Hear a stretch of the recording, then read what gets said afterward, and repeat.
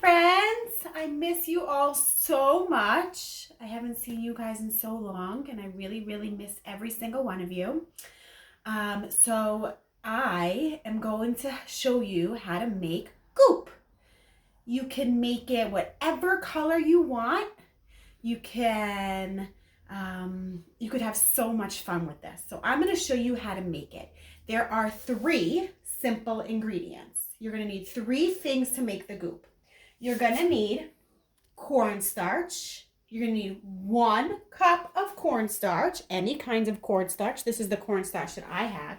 You're going to need 1 cup of water, half a cup of water. So that's 1 cup of cornstarch, half a cup of water, and then whatever color food coloring you want. I have the neon colors, so they're brighter, but you can use whatever color you want.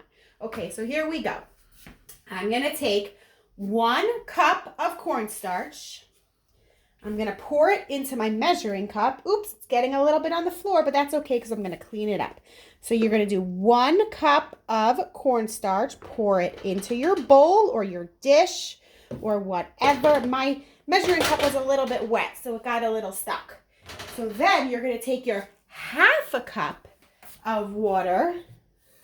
Don't mind my messy sink. You're gonna take half a cup of water, a little bit more than a half. You're gonna pour it into your goop, into your cornstarch, and then you're gonna take whatever color you want. So I here have 4 different colors, and I'm gonna choose the color green because I actually tried this earlier and I did purple and it came out really cool. So I'm gonna try it with the color green. So it doesn't matter how many drops you put in, but I'm gonna put in 3 to 4 drops. 1, 2, 3, 4. Then I'm gonna take my hands and I'm going to mix the goop. I'm going to mix it together until all the water, it feels a little funny at first.